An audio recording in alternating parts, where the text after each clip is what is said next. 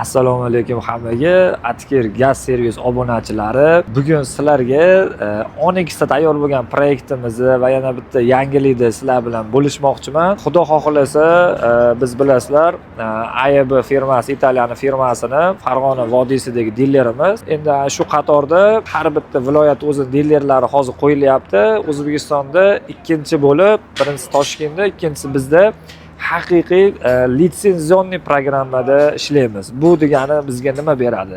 Yana ham sifat, yana ham ishonchlilik, klient qanday xohlasa xuddi shunday o'sha ipidan ignasigacha deydiku, xuddi shunaqa nastroyka qilish imkonini beradi. Oldingi qilgan nastroykalarimizda programmani imkoniyatidan foydalanganmiz, lekin litsenziya bo'lmagan. Hozir endi bizda Xudo xohlasa litsenziyalarimizgacha bor. Imminda programma bo'yicha klient xohishiga qarab turib individual imminda har bitta klient uchun yondashishimiz mumkin bo'ladi. Endi bu Onyximiz o'zi har doim Onyx tracker qilib olib chiqyapmiz, lekin bunda zavod standarti bo'yicha ishlashga o'tdik.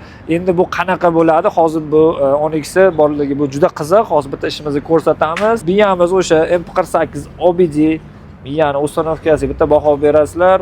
Har bittasi o'sha o'zining kranshtaynlarida bo'ladi. Bu o'shanda zavod standarti bo'yicha ishlaydi. Injektorimiz, map, filtr, reduktorimiz uстановkaga bitta alohida baho berasizlar. Chunki bu zavod standarti bo'yicha. Endi mana haqiqiysi o'sha rostakasim deydi toshkentliklar, o'sha uстановka bo'ldi. Bu endi nima beradi? Garantiya to'liq ishlaydi. Shu yurish davomiyligida oldin misol ko'pchilik biladi, neporiadishniy uстановkada provodkalar ag'baqa ishqalanib, keyinchalik muammo qiladi. Bu degani uстановkani o'zida ham xudo xohlasa hech qanaqa muammo bo'lmaydi.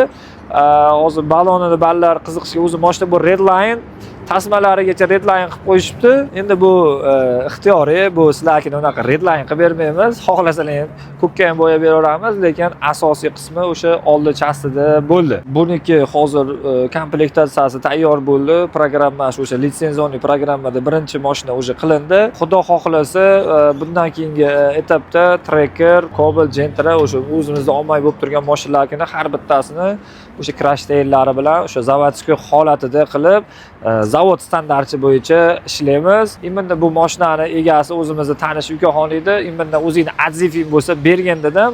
Hozir bitta suhbat tortib ko'ramiz. Imminda bu ham biznes rosa qiynaldi. Hop, ukamiz Abdurahmon o'zi tanish. O'shaning uchun buni mashinasi birinchi o'sha litsenziyali programmani sinadi. Nima qanaqa effekti.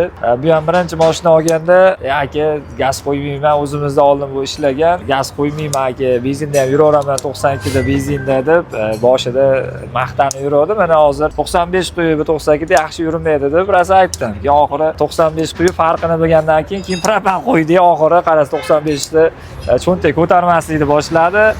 Mana hozir mana ko'pchilik Onyx olyapti-da, aytadi, benzinda ham yuraveramiz, rasxod kam ekan. Birinchidan rasxod kam emas, ikkinchidan benzin tanlaydi. U sezgan bo'lsang, mana hozir tipa o'sha Onyx olib hali tajribani o'tkazmaganlarga son nima deysan? Benzinda yursa bo'lgan stoyishi mashinami yo gaz qo'ysa mana hozir yuribsan, nima deydi? Mana 3 kun test qildik, mana mashinani nima gap.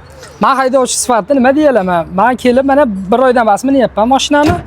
95 quydim boshida, keyin 95 qimmat bilasizlar, 92 da yurdim. Bir kun trassada bitta bosishganimda 92 ni bildim, chirillab nima qilib yordim, motorda sezib yordim. Keyin mana bu narsalar kelishini kutdik, kutganimga yarasha mana ish qana bo'ldi. Rasxotiga kelgan bo'lsangiz zo'r rasxoti. Samiglarning sifati 92 benzindan ancha yaxshi. Azaqli haydayapman. Samiglarni ekonom, qo'rqmasdan o'sha bosishaverasan. Faqat ehtiyot bo'lib drift qilasan. Bo'ldi. Nimaga desang, hozir nima bo'lib ketdi? Drift qilganlarga ham shtrafi yaxshigina chiqib qoldi. Bo'ldi, bu propandan keyin chiqarsan yo'limdan. Trassada Chevrolet mashinalar. Samiglarni bexavotir o'sha motorda qanaqadir ovozlar u bo'lmaydi. Xudo xolasa, benzindan ko'ra hozirgi kunda ancha ishonchliroq. Xohlasalar metan, xohlamasalar propan farqi yo'q. Qaysinisini bo'lsa metanni ham qilyapmiz. Muammo yo'q, lekin xudo xolasa mana shu sistema bo'yicha bundan bag'i ishlanadi. Keyin bir kishi komment yozibdi, men juda e'tibor tortdi, ko'p gapirgandan qo'rqdi. Buni qo'ydik, ma'lumot bermas. Balki shu kimgadir qiziqdir, balki kimgadir batafsil ma'lumot kerakdir. Endi hali negativlar ham chiqib qoladi. Men iloji boricha harakat qilyapman. Ikkinchi kirishlarni ko'rsatishga. Nimaga? Kimlargadir shu narsa qiziqdir, balki kimgadir interesi bo'lsa o'tkazib yuboringlar videoyimni. ko'p gapirma, u qiziq. Ko'p gapirgandan qo'rq. Men balki kimgadir yoqar gapirishim.